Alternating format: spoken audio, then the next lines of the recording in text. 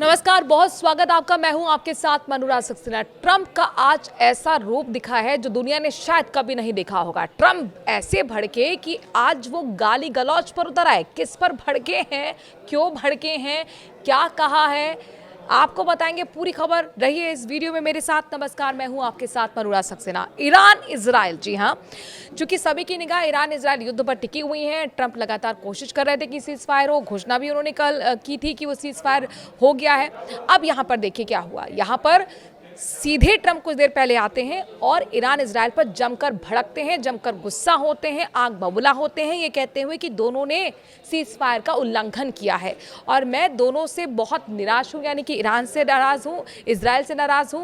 उन्होंने कहा not happy. क्या स्टेटमेंट दिया है ये आप सुनेंगे कि किस तरह का गुस्सा उनका सातवें आसमान पर था, यहां तक कि उन्होंने गाली गलौज तक की है। जरा सुनिए, क्योंकि इजराइल के खिलाफ जिस तरीके की उन्होंने वार्निंग दी है वो भी आपको बताऊंगी, लेकिन स्टेटमेंट मैं कोट कर रही हूं और स्टेटमेंट से आप समझेंगे कि आखिरकार ट्रंप इतने ज्यादा गुस्से में क्यों थे। ट्रंप कहते हैं, Trump saying Israel Iran fighting so long and so hard that they don't know what the F word उन्होंने यूज किया है, यानी गाली यूज की है।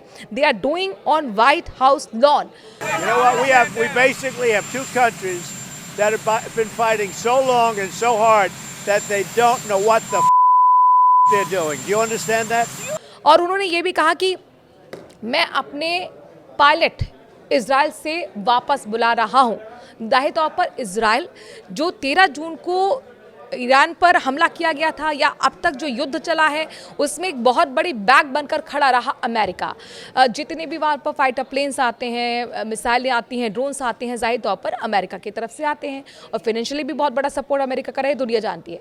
लेकिन अब अमेरिका ही इजराइल पे बहुत ज़्यादा फायर हो गया और उसने कहा कि मैं अपने पायलट को बुला रहा हूँ वापस। अब आप देखिए यहाँ पर जो दोनों देश हैं, ईरान और इजराइल, वो भी एक दूसरे पर आरोप लगा रहे हैं। अभी तक इजराइल कह रहा था कि ईरान सीज फायर का उल्लंघन कर रहा है। अब कुछ देर पहले ईरान भी सामने आ गया है। ईरान क्या कह रहा है? ईरान कह रहा है कि तेहरान में दागी गई हैं मिसाइलें, इजराइल की तरफ से रडार सिस्टम को निशाना बनाया गया है। यानी एक तरफ दोनों देशों के बीच में आरोप प्रत्यारोप का दौर चल रहा है।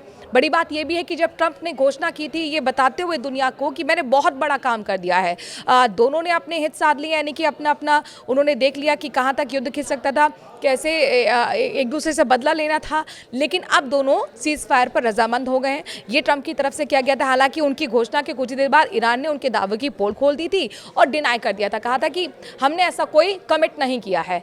इजराइल ने हालांकि कुछ देर बाद किया था कि हाँ, हम मानते हैं कि सीज फायर के लिए हम राजी हैं।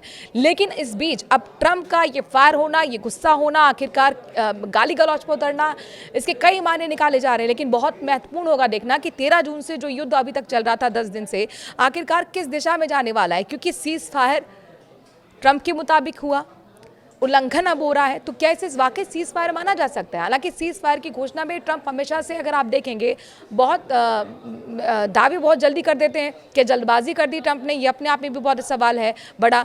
और भारत तो पाकिस्तान के बीच में भी वो चौराहट उनकी नजर आई थी, जो कह रहे थे कि सीज फायर मैंने कराया। हालांकि इसको उन्हीं का जो मंत्रालय, विदेश मंत्रालय, वो डिनाई करता रहा था। लेकिन इन सब के बीच में ईरान इजराइल युद्ध को लेकर किस तरीके से भड़के हैं ट्रंप, ये आपको सुनना चाहिए। आपको सुनवाते हैं। You know what? We basically have two countries that have been fighting so long and so hard that they don't know what the they're doing. Do you understand that? You know what? We basically have two countries that have been fighting so long and so hard that they don't know what the they're doing. Do you understand that?